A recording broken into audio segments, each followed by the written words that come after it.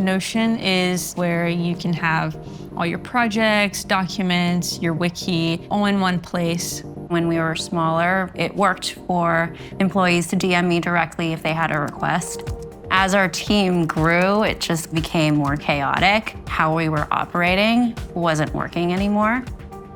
That really felt like the natural point for Notion to extend into Slack, is because Slack is where so much work is done. Having Slack connected to Notion is super important to have a complete picture of your work. With Notion AI, you take it a step further where you can have custom agents automate your work for you so you don't have to do it yourself. For example, answer questions in Slack that were previously answered by humans using the knowledge that's in Notion. One of the main reasons why we have custom agents inside of Slack is because that's where you work, and we don't want to take you out of where you work. Integrating with Slack, it was really great because they make it really easy to integrate with the key primitives that make Slack Slack. Real-time collaboration is extremely important for us, and feeling like a team member is about being fast.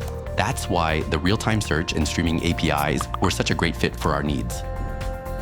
But one of my favorite things in development with Slack was the typing indicator that allowed users to immediately see that our custom agent was working. Custom agents and permissions is an extremely important topic to us. We took a model where we build up the permissions from nothing. So by default, a custom agent doesn't have permission to do anything. So you can start with the agent, it can read these certain Slack channels, or it can read and reply, or it can just read and send any sort of message inside of Slack. Supporting all these different permission models was easy to do with Slack's APIs. Make me an agent that updates me on my projects every week. Now the agent will start creating itself. You don't have to be an engineer to create these incredibly powerful workflows.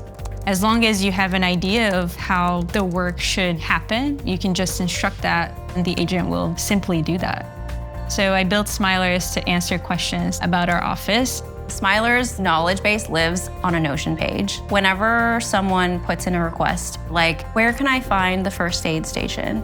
Smilers will do his best to answer the question. If for whatever reason Smilers gets it incorrect, our team can give him the correct answer, and Smilers will then update his own knowledge base. He can then respond with the correct answer.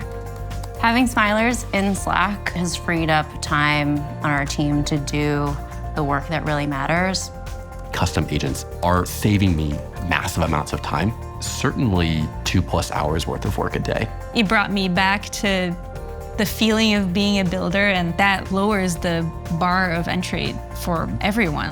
I think we're honestly scratching the surface of what agents can do in Slack.